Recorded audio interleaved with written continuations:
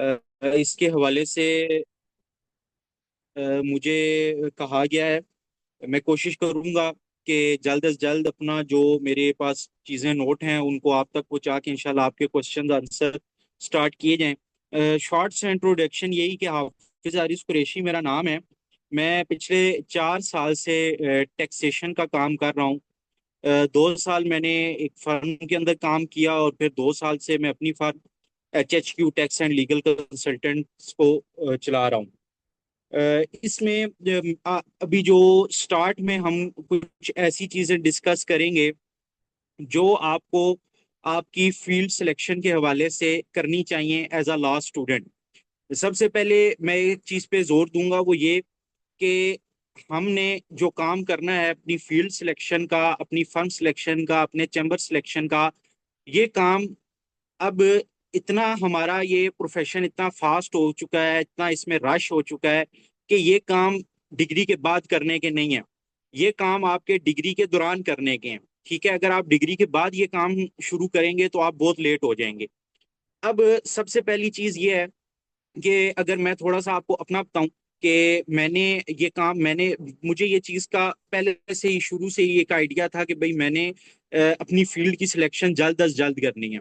जब मैं first year में था तो मैंने तब से ही चीजों को देखना शुरू किया कि लॉ के अंदर कौन कौन सी फील्ड्स हैं। क्रिमिनल है, फैमिली है, सिविल है, यही 3 मेन फील्ड सामने आई। इन पे कुछ वर्किंग करने के बाद मुझे ये रियलाइज हुआ कि भाई मैंने तो क्रिमिनल लॉयर ही बनना है, क्योंकि सिविल के अंदर बड़ा पढ़ना पड़ता है और भाई मेरे पास तो इतना नहीं, मेरा मिजाज उस तरह का कि बैठ के केस लॉज पढ़ूं, किताबें खोलूं।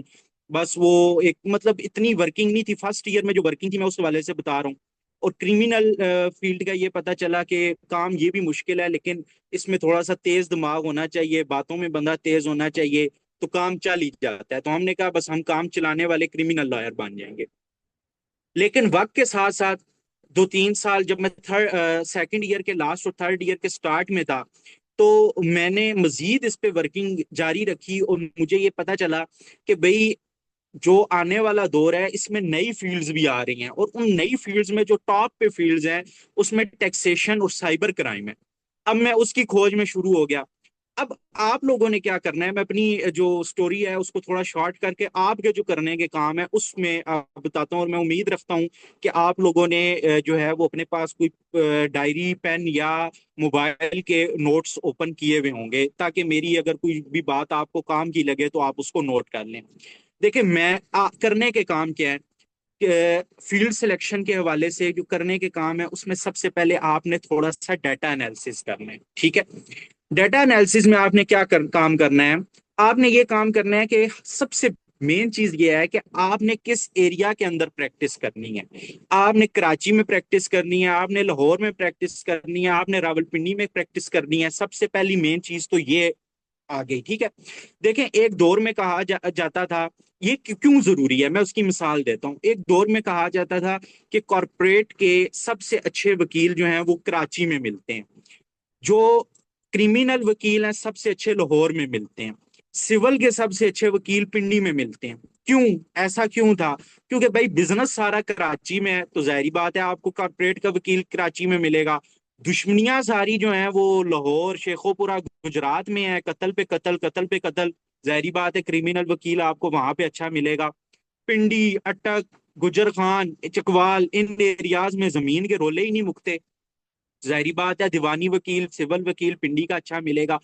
लेकिन अब वक्त के साथ साथ जो है वो ये चीजें जो है वो हर शहर पे आ गई हैं, कारोबार हर शहर में आ गया। ठीक है, अब हमने तो आज जो टॉपिक है टैक्सेशन मेन उसके हवाले से लेके चलना है। तो अब जो मैं आपको चीज बता रहा था कि आपने सबसे पहले ये चीज देखनी है कि आपने काम किस एरिया में करना है। फिर दूसरी चीज आपने उसमें एनालिसिस ये करना है कि इस एरिया के अंदर किस चीज का काम ज्यादा है।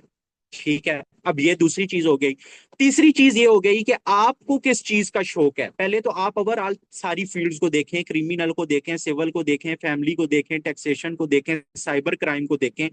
आपको आपका मिजाज किस चीज के साथ मिल रहा है, फिर जिस एरिया में आपने प्रैक्टिस करनी है उस एरिया में उस चीज का काम कितना है। ठीक है, अच्छा फिर सबसे आखिर में चीज आती है कि इस काम को सीखने के लिए मेरे पास मौके कितने ज्यादा हैं। और फिर लास्ट में सबसे इंपॉर्टेंट चीज जो आती है वो ये चीज आती है, सबसे इंपॉर्टेंट चीज वो ये कि मुझे किस फील्ड के अंदर या किस लाइन में मैं जाऊं, किस रोड पे मैं चलूं तो मुझे सबसे ज्यादा, सबसे जल्दी सक्सेस मिल सकती है। ठीक है। अब देखें बहुत से लोग, अब मेरा जो शौक था ना शुरू के 2 सालों में, शायद अभी भी कहीं ना कहीं क्रिमिनल वाला लायर का, कि भाई काला कोट पहनना है, बातें करनी है, ये वो सब कुछ, ठीक है, क्रिमिनल लायर का एक शौक था। लेकिन वक्त के साथ साथ मुझे एहसास हुआ कि भाई शौक और हालात दोनों को देख के चलना है। अगर मैं सिर्फ शौक तक रहा तो शायद मैं वकालत के 5 साल बाद तक भी सिर्फ शौक को ही लेके पालूंगा, पैसे अब्बा जान से लूंगा। लेकिन अगर मैं अपने शौक को कुर्बान करके टैक्सेशन पे जाता हूँ, मैं वो बंदा था जो बैठ के किताब पढ़ने को भी जो है ना वो परेशानी समझता था, तो बैठ के लैपटॉप पे काम करना मेरे लिए बहुत बड़ा अजाब का काम होता था। ठीक है। लेकिन मैंने वो अपने लिए शुरू में किया कि भाई सीख रहे हैं, करते हैं, देखते हैं। ठीक है। आहिस्ता आहिस्ता आहिस्ता जब अर्निंग स्टार्ट हुई, अल्लाह ताला ने इस प्रोफेशन से इज्जत देना स्टार्ट की, यही प्रोफेशन हमने, यही फील्ड चूज कर ली। ठीक है। आप लोगों ने ये देखना है कि आप लोगों का शौक क्या है और आप लोगों का हालात कैसे हैं। अगर तो आप लोग हालात अच्छे हैं, आप शौक के ऊपर जा सकते हैं, तो आप लाजमी शौक की तरफ जाएं। अब ये चंद चीजें ऐसी हैं कि जिस पे आपने ये डाटा एनालिसिस करना है कि मैं जिस एरिया में काम करूं, अगर आप साउथ पंजाब के किसी एरिया में काम करना चाह रहे हैं, आप लोग सिंध के किसी एरिया में काम करना चाह रहे हैं, आप लोग केपीके के किसी एरिया में काम करना चाह रहे हैं जहां पे वो कहते हैं जी टैक्स क्या होता है। केपीके के पिशावर मार्केट का जो चैम्बर ऑफ कॉमर्स का सदर है वो कहता है मैं भी फाइलर नहीं हूं, और अगर कोई टैक्स लेने आया तो मैं उसकी टांगे तोड़ दूंगा। तो आप वहां पर अगर कॉर्पोरेट का दफ्तर खोल के बैठ जाएंगे तो लाजमी जाहिर बात है आप फिर वेले ही बैठेंगे। तो आपने अपना एरिया देखना है कि जिस जगह पे आप काम करना चाह रहे हैं उस जगह के अंदर जो है उस जगह पर कितना पोटेंशियल है, आपके पास कितने लोग हैं जो जिनको ये चीज चाहिए। अब मैं चूंकि टेक्सला और पिंडी में प्रैक्टिस करता हूँ, मैंने ये चीज देखी। अच्छा, और टैक्सेशन की एक जो अच्छी चीज है टैक्सेशन में वो ये है कि आप घर बैठे हुए, मैं अब कराची के क्लाइंट को भी डील कर रहा हूँ, मैं लाहौर के क्लाइंट्स को भी डील कर रहा हूँ, मैं गुजरांवाला के क्लाइंट्स को भी डील कर रहा हूँ। और मेरी खुशी की इंतहा नहीं थी जिस दिन कराची के क्लाइंट्स ने मुझे काम दिया, मेमन बरादरी ने, क्योंकि भाई कराची में तो हर जगह पे कॉर्पोरेट लायर है, लेकिन मैं टेक्सला में बैठ के, क्योंकि काम आपने ऑनलाइन करना है, मीटिंग आपने ऑनलाइन करके आप उनसे केस ले सकते हैं, आप उनका केस कर सकते हैं। टैक्सेशन में एक तो सबसे अच्छी चीज यह है कि आप आउट स्टेशन काम पकड़ सकते हैं। लेकिन स्टार्ट में आपको जो काम देगा वो आपके एरिया का बंदा देगा, आपको आपकी जान पहचान वाला बंदा काम देगा। तो आपने इस फैक्टर को भी लाजमी जहन में रखना है कि जिस एरिया में आप प्रैक्टिस करना चाह रहे हैं उस एरिया में केसेस किस तरह के हैं, हमने उस तरफ जाना है। अब ये तो एक तमहीदी गुफ्तगू हो गई। अब आते हैं टोटली टैक्सेशन की तरफ। अब अगर आपने टैक्सेशन में सबसे बड़ा इशू क्या है, टैक्सेशन में सबसे बड़ा इशू और सबसे बड़ा मसला यह है कि सिखाने वाला नहीं मिलता, फर्में जगह नहीं देती, फर्म्स आपको रखती नहीं है। वजह क्या है, पहले तो उन वजूहात पे आ जाते हैं कि क्यों नहीं, एक तो सिखाने वाला कम है, सिखाने वाले कम है। दूसरा, अगर सिखाने वाला हो तो वो अपने साथ बंदा अटैच क्यों नहीं करता। मैंने एडवोकेट सुप्रीम कोर्ट्स देखे हैं, टैक्सेशन का काम करते हैं, काम का भरमार है, जूनियर नहीं रखते अपने साथ, एसोसिएट नहीं रखते अपने साथ। वजह क्या है, सबसे पहली वजह जो है वो ये है कि हमारे जो स्टूडेंट्स हैं, जिस वजह से मैं भी अपने साथ लॉ का स्टूडेंट अटैच नहीं करता, हमारे स्टूडेंट्स के अंदर जो है ना वो टैक्सेशन की फर्म को या इस तरह की फर्म को सिर्फ ज्यादातर स्टूडेंट्स पहले चेक करने के लिए आते हैं। जाएंगे, चेक करेंगे, मजा आ रहा है नहीं आ रहा, ठीक है, मजा नहीं आएगा, ज्यादातर बच्चे जो हैं वो कुछ टाइम बाद वो छोड़ देते हैं। ठीक है। यानी सीरियस बच्चे नहीं मिलते, सबसे पहली वजह तो ये होती है। ठीक हो गया। दूसरी चीज, दूसरी चीज ये है कि डाटा सिक्योरिटी। ठीक है। आपके पास आपके क्लाइंट का जो डाटा है, जो सीनियर के पास डाटा है, उसकी सिक्योरिटी का बहुत इशू है कि वो डाटा सारा ऑनलाइन है, काम सारा आपने ऑनलाइन करना है। अब एक काम है कि सारा काम होगा किसी भी क्लाइंट के पोर्टल के ऊपर। अब आपके पास कोई मिनिस्टर आपके सीनियर का क्लाइंट है, आपके कोई कमिश्नर आपके सीनियर का क्लाइंट है, वो तो सीनियर के ऊपर ट्रस्ट करके जो है वो डाटा दे रहा है, और आपके पास प्रैक्टिस के लिए वो डाटा आता है, तो आप जो है वो अगले ही दिन इश्तिहार लगा दें जी फलां मिनिस्टर जो है हमारे सीनियर का जो है वो क्लाइंट है, और वो उसके पास तो इतनी गाड़ियां हैं, इतने प्लाट हैं, इतनी उसने करप्शन की है। एक ये इशू होता है कि किसी, ये इतना हसास डाटा होता है किसी भी क्लाइंट का कि उसको जूनियर अटैच नहीं किया जाता। दूसरी चीज ये है कि अगर खुदा ना खास्ता किसी जूनियर के दिल के अंदर कोई ऐसी चीज आ जाए कि यार हमने सीनियर से मतलब कोई खाट पाट हो जाए, तो वो किसी भी क्लाइंट का अगर पासवर्ड चेंज कर दे, पासवर्ड चोरी कर ले, या कोई उसके पोर्टल के अंदर कोई इशू क्रिएट कर दे, ईमेल नंबर क्रिएट कर दे, ये भी एक बहुत बड़ा इशू होता है। तो इस वजह से हर XYZ को फर्म के अंदर जगह नहीं दी जाती। दूसरी जो है वो इशू दूसरा इशू ये है कि क्लाइंट ना कहीं भगा के ले जाए। एक साल मेरे साथ काम किया, मैंने इसको सारा काम सिखाया, दूसरे साल क्या हुआ कि डाटा आया, मैंने अब बंदा एसोसिएट तो मेरा तैयार है, मैंने वो सारा डाटा उठा के इसको दे दिया, सारा काम इसने किया। अब जब इसने अपनी प्रैक्टिस शुरू की, अब इसको तो पता है कि ये मेरा क्लाइंट है, ये क्या करेगा, ये मेरे क्लाइंट के साथ जाके मीटिंग करेगा, कहेगा सर फलां फार्म को आप काम देते हैं, मुझे आप वहां पर, मैं आपका काम करता था, मुझे आपके सारे काम का पता है, ये आपके काम में होता है। वो कहेगा बिल्कुल। तो वो कहेगा जी जहां आप उसको 50,000 दे रहे हैं, मुझे आप 30,000 दे दें, मैं आपका काम वहां पे भी तो मैं ही कर रहा था। एक ये इशू है। तीसरा जो इशू है वो ये है कि 0% गलती का चांस। ठीक है। अब 0% गलती का चांस यानी कैलकुलेशन में 0% गलती, कोई चीज रह गई है। अब उसमें क्या है कि आम जो फील्ड्स हैं, क्रिमिनल की, सिविल की, उसमें क्या है कि आपके पास गलती को सही करने के मौके भी हैं और रेमिडीज आसान भी हैं।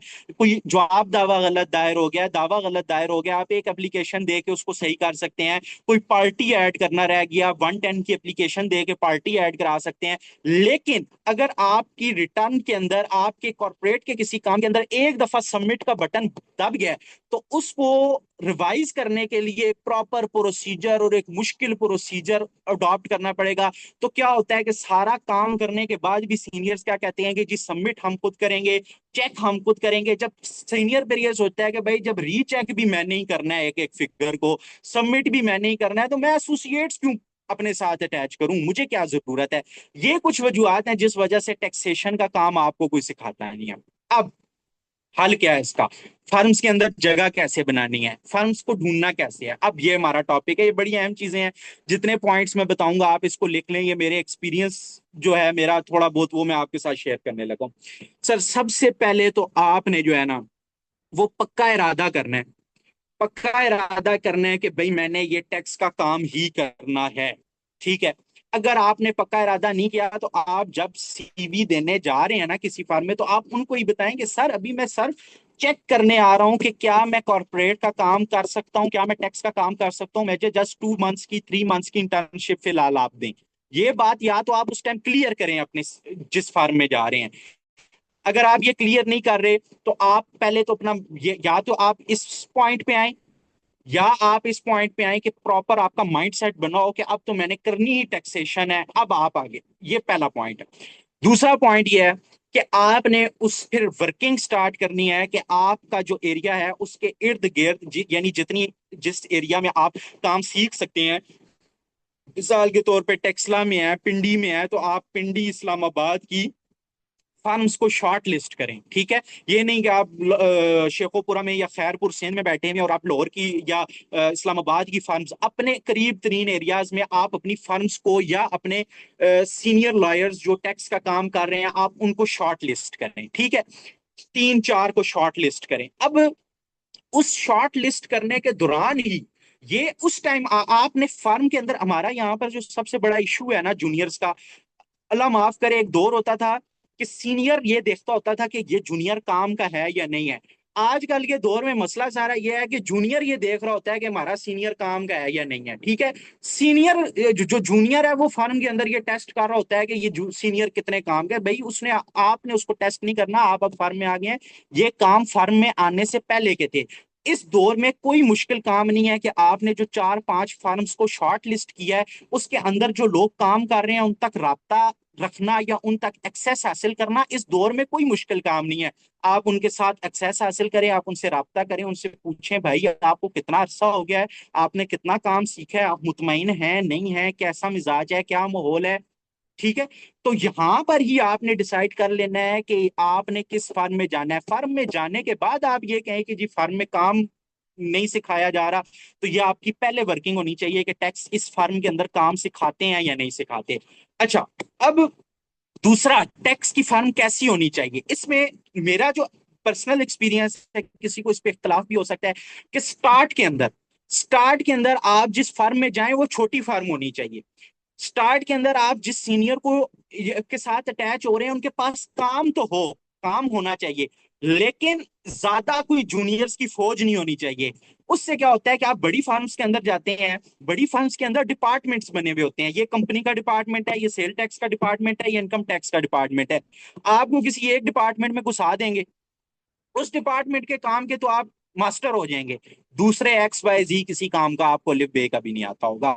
लेकिन किसी ऐसे सीनियर के साथ या किसी ऐसी फर्म के साथ जिसमें डिपार्टमेंट्स नहीं है या सीनियर के साथ कोई जूनियर्स की फौज नहीं है, वहां पर क्या होगा, सीनियर के पास जो काम आ रहा है सीनियर खुद कर रहा है, साथ आपको अटैच किया हुआ है, तो आप काम जल्दी सीख सकते हैं। स्टार्ट में आप साल 2 साल जो आपने लगाने हैं वो आप किसी जो है वो छोटी फार्म में या किसी ऐसे सीनियर के साथ लगाएं जिसके पास रश नहीं है, आप जल्दी काम सीखेंगे। उसके बाद आप किसी बड़ी फार्म में चले जाएं तो वो एकदम आपको कोई बड़ी फार्म रखेगी भी नहीं, अनलेस कि आपके पास कोई बहुत हाई लेवल की सिफारिश है, ठीक है। अच्छा, अब आप फर्म में चले गए हैं। अच्छा, एक और चीज यहाँ पर मेरा पॉइंट, इसको इसी में एक चीज ऐड कर लेते हैं फिर दोबारा पॉइंट, कि फर्म्स में देखें, टैक्स के अंदर जो इनकम टैक्स ऑर्डिनेंस के तहत 4 डिग्रीज के लोग टैक्स का काम कर सकते हैं, ठीक है। अकाउंटेंट्स जिसमें सीए है, सीएमए है, उसके बाद एसीसीए वाले भी 2018 के बाद ऐड हो गए हैं इसमें, फिर इनकम टैक्स पिटिशनर भी हैं, फिर लॉयर्स एलएलबी वाले। देखें, मैंने खुद जो 2 साल जिस फर्म में काम किया है वो अकाउंटेंट्स की फर्म थी, ठीक है। अगर आप लॉयर हैं तो आपको अगर लॉ की फर्म में जगह नहीं मिल रही, आप अकाउंटेंट्स की फर्म में भी ट्राई मारें, पहले उस पर वर्किंग करें कि क्या इनका काम सिखाने का अच्छा है या नहीं है, आप जाएं। ये जो अपोजिट डिग्री की वो होती है ना चीज, इसमें कदर भी होती है। अब जिस तरह मेरी फार्म है, मैं खुद लॉ की फील्ड से हूँ, लेकिन मेरे साथ जितने भी जूनियर्स हैं वो सारे अकाउंट्स की फील्ड से हैं। क्यों? क्योंकि मुझे ये लगता है कि यार मुझे खुद तो टैक्स का काम आता है, जो लॉ से रिलेटेड है वो सारा आता है। अकाउंट्स में कहीं मैं फंसूंगा या अकाउंट्स में कहीं ना कहीं जो मेरी ग्रिप थोड़ी सी कमजोर होगी, मुझे क्योंकि मैं अकाउंट्स की फील्ड का जूनियर हायर कर रहा हूँ, मुझे वो जो है वो हेल्पफुल हो जाएगा। इसी तरह जो अकाउंटेंट्स होते हैं उनकी जहन जो होता है वो ये होता है कि भाई अकाउंटेंट्स तो हमारे पास बहुत ज्यादा हैं, एक दो लॉ के स्टूडेंट्स अगर हमारे पास सीवी देते हैं तो वो आपको फौरन कंसीडर करेंगे कि यार कहीं ना कहीं मैं किसी लॉ पॉइंट पे फंस गया तो हमारे पास। और दूसरा ये है कि अकाउंटेंट्स की जो फर्म्स होती है ना, वो खुद भी ये चीज अपनी मार्केटिंग में शो करती हैं कि हमारी टीम में लॉयर्स भी हैं, जो कि उनको मुफ्त के मिले हुए होते हैं। लेकिन आपकी सीवी जब उनके पास जाएगी तो वो आपको लाजमी कंसीडर करेंगे, तो इस अकाउंटेंट्स की फर्म को भी आपने अपनी लिस्ट में लाजमी चेक कर लेना है। अच्छा, अब आगे आए। अब आगे आप जब किसी भी फर्म में जाएं, अगर आपका पक्का इरादा है तो आप उनको ऑफर करें, सर कि मैं आपके साथ 2 साल एग्रीमेंट आप बेशक मेरे साथ कर लें, मैं 2 साल इसी फर्म में रहूंगा, 2 साल इस फर्म में रहूंगा, 1 साल आप मुझ पे इन्वेस्ट करें, दूसरे साल मैं आपको दे के जाऊंगा, यानी 1 साल आप मुझे काम सिखाएं, दूसरे साल मैं आपको ये आपका काम करके दे के जाऊंगा। इससे ये होगा कि वो आपको कंसिडर करेगा। अच्छा, उसके बाद नेक्स्ट जो है, ज्यादातर फर्म्स जो होती हैं वो कहती हैं जी हम आपको 2 महीने 3 महीने चेक करेंगे, ठीक है। अब वो 2 3 महीने आपको कुछ नहीं सिखाते, लेकिन आप ये रिजल्ट निकाल लेते हैं कि भाई फर्म जो है वो आप मुझे कुछ नहीं सिखा रही। फिर वही पॉइंट कि फर्म आपको चेक कर रही होती है और आप उल्टा फर्म को चेक कर रहे होते हैं। फर्म को चेक आपने फर्म से बाहर रह के करना है, ये बात याद रखें। आपने इतनी वर्किंग करनी है कि फर्म से, एक दफा आप फर्म आ गए हैं तो समझिए कि 2 साल आपने इस फर्म में लगाने हैं। इतनी वर्किंग आपकी पहले से होनी चाहिए कि मैंने किस फर्म में 2 साल लगाने हैं। अब वो जो 3 महीने आपको उन्होंने चेकिंग के लिए दिए, उसमें आप अपना ट्रस्ट बिल्ड करें, आप टाइम पर जाएं, आप टाइम पे आए, आप प्रॉपर वर्किंग करें, ठीक है। आप उनके साथ यानी अपनी वाइब्स को मैच करें ताकि वो आपको आगे कंसीडर करें, ठीक है। अच्छा, और फिर एक सबसे अहम पॉइंट ये कि आप कोई ऐसा काम करें, कोई ऐसी अपनी स्किल उनको दिखाएं या कोई ऐसी कमजोरी फर्म की देखें जिसमें आप अपनी वैल्यू ऐड कर सके और उससे फर्म को कोई फायदा हासिल हो। मिसाल के तौर पे जो बड़ी फर्म्स होती हैं उनके सोशल मीडिया अकाउंट्स नहीं फाल होते, एक्टिव नहीं होते उनके पास। यानी अब आप में से कौन सा बंदा ऐसा है जिसको लिंक्डइन नहीं चलाना आता? आप में से कौन सा बंदा ऐसा है जिसको इंस्टाग्राम या फेसबुक पेज नहीं चलाना आता? आप में से कौन सा ऐसा बंदा है जिसको कैनवा नहीं चलाना आता? हर बंदे को कैनवा पर चलाना आता है। आप वेले बैठे हुए हैं 3 महीने, अगर उन्होंने आपको पीरियड दे दिया है तो आप क्या करें? आप सर से इजाजत लेके सर कहें, सर आप लिंक्डइन पे एक्टिव नहीं है, अगर आप इजाजत दें तो मैं आपका लिंक्डइन अपडेट कर दिया करूं ऑफिस टाइमिंग में ही। सर फर्म का पेज इंस्टाग्राम का एक्टिव नहीं है, आप मुझे ये काम दे दें। सर क्या नाम है, हमारी जुमा मुबारक की पोस्ट नहीं आती, हमारी ईद मुबारक की पोस्ट नहीं आती। आप वो हमारे क्रिमिनल के एक बहुत बड़े वकील है ना, सुलेमान सफदर साहब। तो सुलेमान सफदर साहब अक्सर कहा करते हैं कि अपने सीनियर का की कमजोरी बन जाओ, ठीक है? अपने अपने सीनियर के जो है वो अपने सीनियर से आपका जो सीनियर है वो आपके बगैर चल ना सके, ठीक है? आप इतनी अपनी एक बना लें। ये कोई किसी का क्वेश्चन है या ये क्वेश्चन है या माइक अगर किसी का ऑन है तो वो ऑफ कर दे, शायद इल्ताफ हुसैन कोई भाई है का। अच्छा। अल्ताफ साहब हम काइंडली माइक म्यूट कर ले, मैं जस्ट अ मिनट में मैं भी कर देता हूँ। जी ठीक हो गया। अच्छा, फिर उसके बाद मैंने यही चीज लिखी हुई है कि आफ्टर 2 इयर्स आप देखेंगे जब आपको बुनियादी काम आ गया है, आप फिर बड़ी फर्म्स की तरफ जाएं। अच्छा, बुनियादी कामों में क्या है? आपने फर्म में सीखना क्या है, ये एक बहुत इंपॉर्टेंट चीज है। आप कहाँ से लें? बहुत बड़ी चीजों से ना लें, ठीक है? अच्छा, उसमें फिर वही पॉइंट आ जाता है कि अगर आपने खुद को साथ साथ मजबूत करना है तो आप छोटी छोटी चीजें सीखें। अगर आप कहते हैं यार नहीं मेरे पैसों का अल्हम्दुलिल्लाह कोई मसला नहीं है, मैंने एडवांस टैक्सेशन देखनी है, मैंने लिटिगेशन सीखनी है, फिर आप बड़ी फर्मों में जाए, फिर आप बड़े कामों को हाथ डालें ट्रैक। लेकिन उसमें यह है कि अर्निंग थोड़े टाइम से आएगी, ठीक है? आपको बड़े क्लाइंट्स, बड़ा पे करने वाले क्लाइंट्स टाइम से मिलेंगे।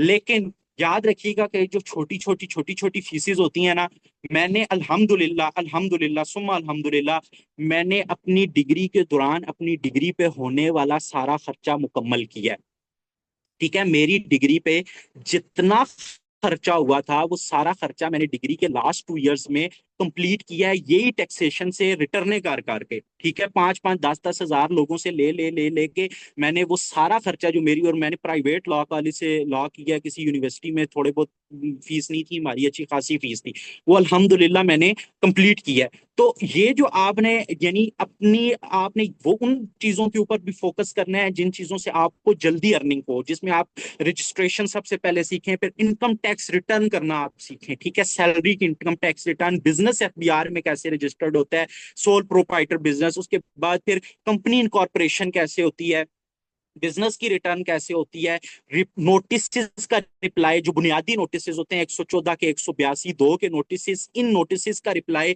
कैसे किया जा सकता है, ये इन चीजों के ऊपर जो है वो आपने तवज्जो देनी है, ध्यान देना है फर्म के अंदर, ठीक हो गया? अच्छा, अब जो एक और थोड़ी सी चीज है कि अब आपने काम भी आप अपनी फर्म के अंदर काम कर रहे हैं, तो आप साथ साथ अपनी मार्केटिंग भी स्टार्ट करें, ठीक है? आप जब उसका क्या अच्छा तरीका है, उसमें जो मुझे जिस चीज को बहुत जिस चीज ने बहुत फायदा दिया, आप अभी से टारगेट रखें कि यार मेरा सोशल सर्कल कितना है, मैंने इसको मंथली, वीकली या ईयरली इसको बढ़ाना है, एक टारगेट रखें आप, ठीक है? कि सोशल सर्कल, अगर मिसाल के तौर पे मुझे 100 बंदे इस टाइम जानते हैं कि मैं वकील बन रहा हूँ, ठीक है? तो यार मेरे पास अभी 4 साल हैं डिग्री कंप्लीट होने के, 3 साल हैं। अच्छा, अब इन 100 लोगों में से कितने हैं जो मुझे केस दे देंगे? इसमें तो सारे जो है वो माँ बाप से लेके खाने वाले हैं, तो मुझे इनमें से किसने केस देना है, ठीक है? लेकिन अब आपने अपना सोशल सर्कल बढ़ाना है। आज आपको 100 बंदा चाहता है जानता है, आप टारगेट रखें कि 1 महीने बाद मुझे 110 लोग जानते हो कि ये वकील बन रहा है, 2 महीने बाद मुझे 120 जानते हो, करते करते करते जब आप लॉयर बने तो 2 3 हजार का सोशल सर्कल आपके साथ व्हाट्सएप पे, फेसबुक पे ऐड होना चाहिए, जिसको पता हो कि आप वकील बन रहे हैं। ये आपका जो क्लाइंटेज होगी वो इन्हीं लोगों से स्टार्ट होगी, ठीक है? एक तो हो गया। अच्छा, इसको फिर सोशल सर्कल को बढ़ाते कैसे हैं? सोशल सर्कल को आप कैसे बढ़ा सकते हैं? आप अपने बहुत से हमारे लोग होते हैं ना, वो बहुत जिसे कह लें कि वो एक एक्सट्रोवर्ट होता है, एक इंट्रोवर्ट होता है। वो बहुत इंट्रोवर्ट, ना किसी का नंबर सेव करना, ना किसी से राब्ता रखना। तो मेरे हिसाब से तो वकालत ऐसे मुश्किल ही है चले।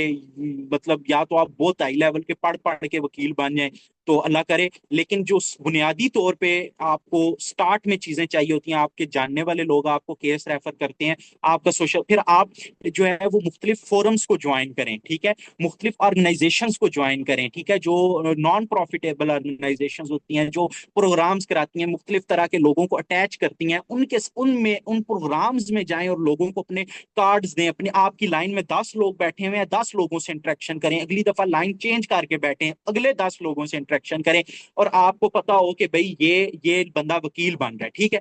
अगली चीज अगली चीज ये कि प्रोफेशनल सोशल मीडिया आईडी होनी चाहिए आपकी, ठीक है। ये नहीं कि शहजादा प्रिंस और फलाना प्रिंस और गुड़िया और ये चीजें नहीं चलेंगी, ठीक है।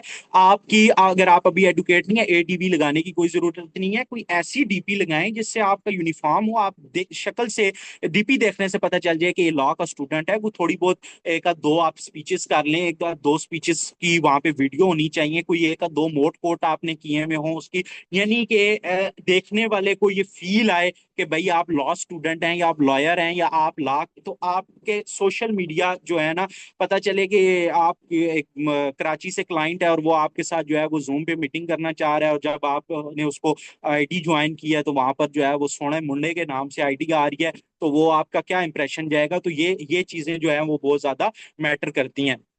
फिर इसी के साथ आपने, अच्छा, ये जितनी चीजें मैंने पीछे बताई है ना, ये सब करने के काम आपके डिग्री के दौरान है, ठीक है। डिग्री के दौरान आपने समर इंटर्नशिप्स करनी है। सबसे बेस्ट चीज जो है ना सर, वो मैं आगे उस पे आता हूँ, चलें ये पहले ये कवर कर लें। बेस्ट चीज भी चलें यहीं बता देते हैं कि सबसे बेस्ट चीज टैक्सेशन में ये है कि टैक्सेशन का जो ज्यादा काम होता है ना सर, वो होता है जुलाई अगस्त सितंबर। और जुलाई अगस्त सितंबर में ज्यादातर यूनिवर्सिटीज को छुट्टियां होती हैं, ठीक है। तो आपको टैक्स की फर्म जो है वो ज्यादा अच्छे तरीके से, आप अगर उन उस टाइम में जाएं, मैं अब आगे ये भी बताता हूँ कि टैक्स की फर्म्स में किस टाइम सीवी देनी चाहिए, किस टाइम ज्यादातर इंटरव्यूज लेते हैं, उस टाइम पे आते हैं। अच्छा, समर इंटर्नशिप्स आप करें। फिर नाइट्स के जो चैम्बर है, अगर आप दिन को यूनिवर्सिटी में है तो आप नाइट का जो चैम्बर है उस चैम्बर को ज्वाइन करें, ठीक है। और मैं इस फोरम से, ये जो फोरम है जो आज का ये सेशन करवा रहा है, मैं इनसे भी ये रिक्वेस्ट करता हूँ कि आप माशाल्लाह एक अच्छे जो हैं वो लॉयर्स को यहाँ पर मौका देते हैं, तो आप एक चीज ये भी इंश्योर कराएं कि आप उनसे ये भी डिमांड करें कि सर आप सेशन भी देने आए, लेकिन कम से कम हमारे फोरम के जो रेगुलर स्टूडेंट्स हैं, जो ये इस फोरम के सेशंस को सुनते हैं, जो जिनकी अटेंडेंस परसेंटेज ज्यादा है, तो एक रेशो रखें, जिस रेशो के अंदर मैं क्वेश्चंस लेता हूं जी, मैं क्वेश्चंस लेता हूं। माद भाई आप क्वेश्चंस बताइएगा, मैं क्वेश्चंस लेने शुरू करूंगा, बस 5 मिनट मुझे और दें। इंशाल्लाह 7:40 पे क्वेश्चन शुरू करते हैं। अच्छा, अब ये है कि मैं बात क्या करता कि हाँ, आप जो फोरम है, फोरम वाले उनसे डिमांड करें कि सर कम से कम अपने चैम्बर के अंदर हमारे लॉ स्टूडेंट्स को दो, हर सीनियर के साथ अगर आप दो दो तीन तीन बच्चे भी अटैच करें, उनके शौक के हिसाब से, उनकी जिस फील्ड में वो जाना चाह रहे हैं, तो ये आपकी एक नेकी होगी, और ये करना आपके लिए भी अच्छा है, जरूरी है, ठीक है। तो नाइट्स के जो चैम्बर्स हैं उनको आप ज्वाइन करें, वहां पर एक काम होता है अच्छा। सो जो जो सुबह हेयरिंग्स होती हैं, सारी फाइल्स रात को तैयार होती हैं। तो ये सब करने के काम जो है ना सर, वो इस दौर के अंदर, ये दौर इतना फास्ट चल रहा है, अगर आप डिग्री करके यहाँ पर तो ला माशाल्लाह मैंने ऐसे लोग देखे हैं, डिग्री करके ये सोचना शुरू करते हैं कि किस फील्ड में जाना है। तो ऐसे ना करें, जिंदगी बर्बाद हो जाएगी।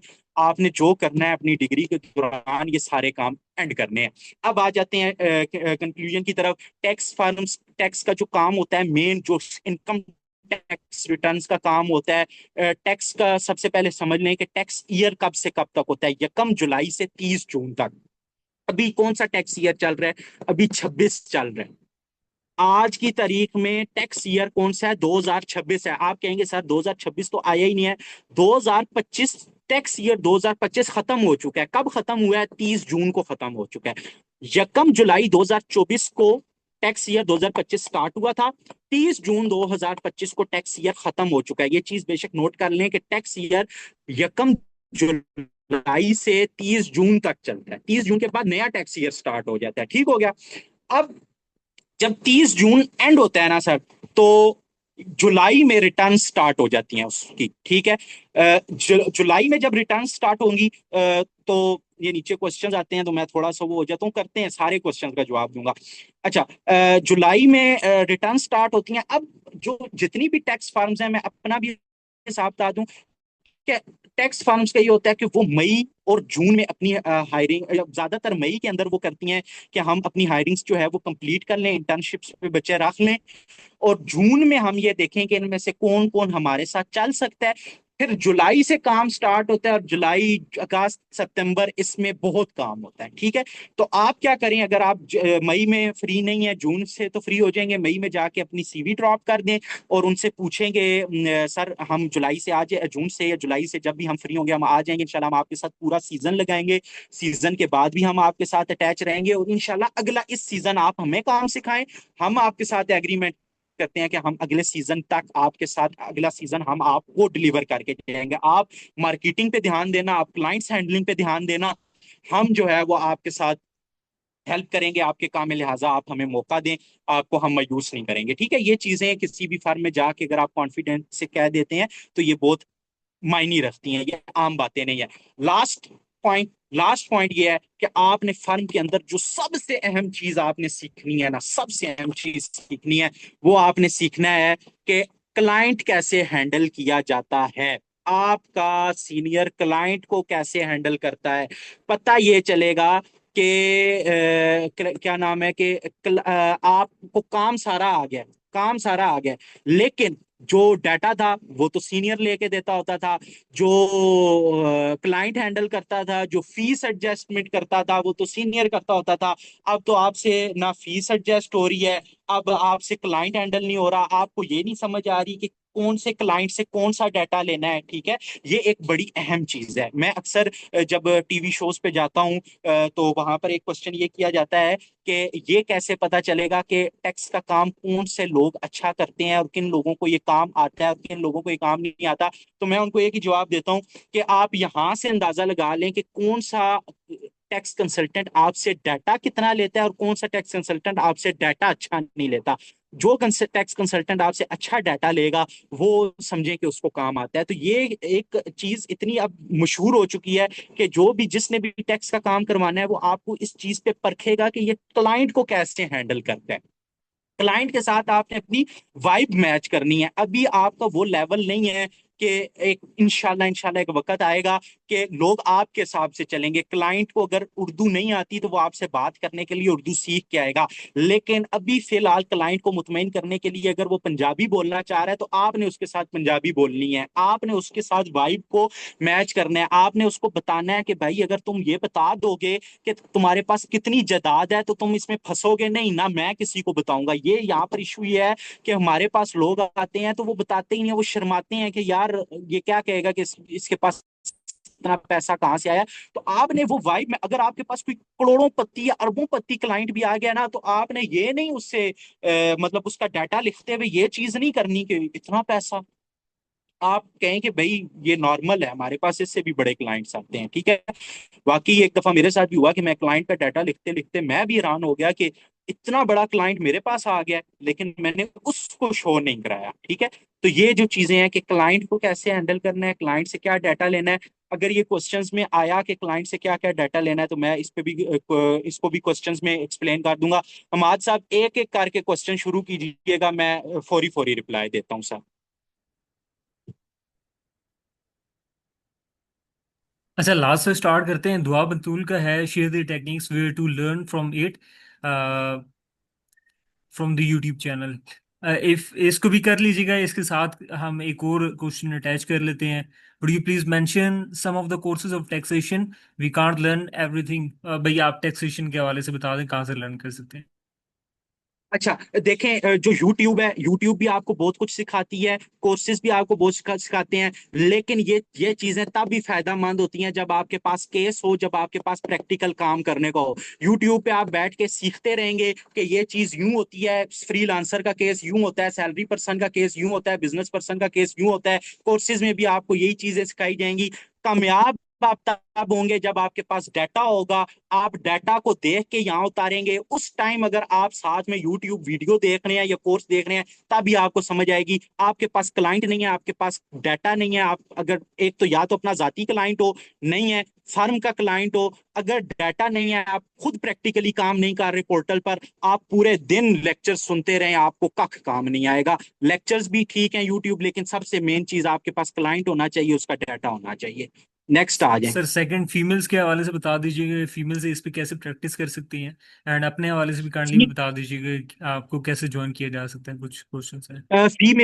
फीमेल्स जो हैं वो बहुत अच्छा प्रोफेशन है ये फीमेल्स के लिए। क्यों अच्छा प्रोफेशन है? एसी के नीचे बैठ के आपने काम करना है, ऑफिस वर्किंग है, 9 to 5, मतलब जॉब वाला माहौल, एक अच्छा माहौल मिलता है। आप थोड़े अरसे बाद जब एडवांस लिटिगेशन में जाएंगे तो आपको हाई कोर्ट्स वगैरह में अपील्स के लिए भी जाना पड़ेगा, लेकिन बहुत अच्छा प्रोफेशन है खासकर लेडीज के लिए। मुझे कैसे ज्वाइन किया जा सकता है? हाफिज आरिश कुरैशी मेरा नाम है।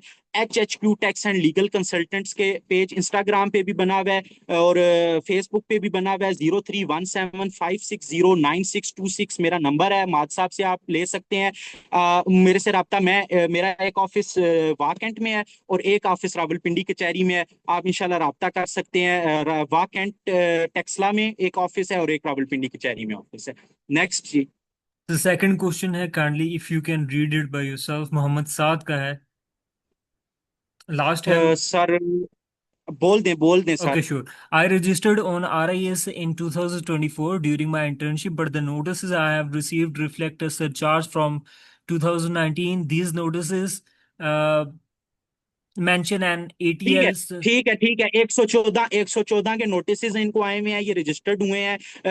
इनकम टैक्स ऑर्डिनेंस के अंदर ये चीज लिखी हुई है कि आपसे FBR पिछले 5 साल की रिटर्न्स मांग सकता है। आप सिंपल उनको रिटर्न्स के रिप्लाई में ये लिख दें कि भाई हम अगर तो 182 का नोटिस आता है तो आप उसमें सिंपल लिख दें कि हम रजिस्टर्ड ही नहीं थे और हम उस टाइम स्टूडेंट थे। अगर तो आप 2019 यानी 2019 से कमा रहे हैं, आप जॉब कर रहे हैं, तो आप उस टाइम से रिटर्न्स कर दें। नहीं करना चाहते, देखें अब ये चीज रिकॉर्ड पर आ जाएगी, आनी नहीं चाहिए। 114 के नोटिस का इतना इशू नहीं होता, अगर 182 का नोटिस आता है तो तब इशू होता है, लेकिन उसमें भी आप सिंपली ये लिखते हैं कि भाई मैं उस टाइम रजिस्टर्ड ही नहीं था, मैं कमाता ही नहीं था, मैं अपनी रिटर्न